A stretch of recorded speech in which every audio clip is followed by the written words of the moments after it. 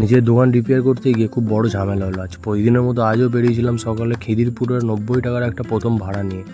দাদাটাকে drop করে প্রায় 40 minute দাঁড়িয়ে থাকি, তারপর পোর্টারে 120 টাকার একটা পার্সেল ঢোকে বেহালা শকুন্তলা পার্কের। এই সময় ঠিক সময় ডেলিভারি দিয়ে 170 টাকার একটা শিয়ালদা এনআরএস হসপিটালে ভাড়া পাই। এই সময় এইসব জায়গা থেকে 200 টাকার ভাড়া পাওয়া কোনো বড় ব্যাপারই নয়, কিন্তু কেন জানি না এই কয়েকদিন ভাড়াই হয়ে উঠছে না। যাই হোক, ম্যাডামটাকে ড্রপ করে 106 টাকার যাদবপুরের একটা ভাড়া পাই।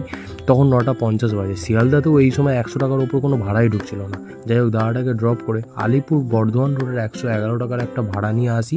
আর তখনই বাড়ি থেকে ফোন আসে যে দোকানে যেতে হবে। আসলে এটা বাবা মারা যাওয়ার পর অনেকদিনই প্রায় দোকান বন্ধই ছিল। তো এখন যখন দোকানটা রিপেয়ার করে দোকানের ছাউনির কাজ দিয়ে আমরা দোকানটা শুরু করতে যাচ্ছি, তখনই পার্টি থেকে এসে বাধা দেয়। তো সকাল থেকে মা দাদা গিয়ে অনেক রিকোয়েস্ট করতে সব নর্মালাইজ হয়, তারপর ওরা কাজ করতে দেয়।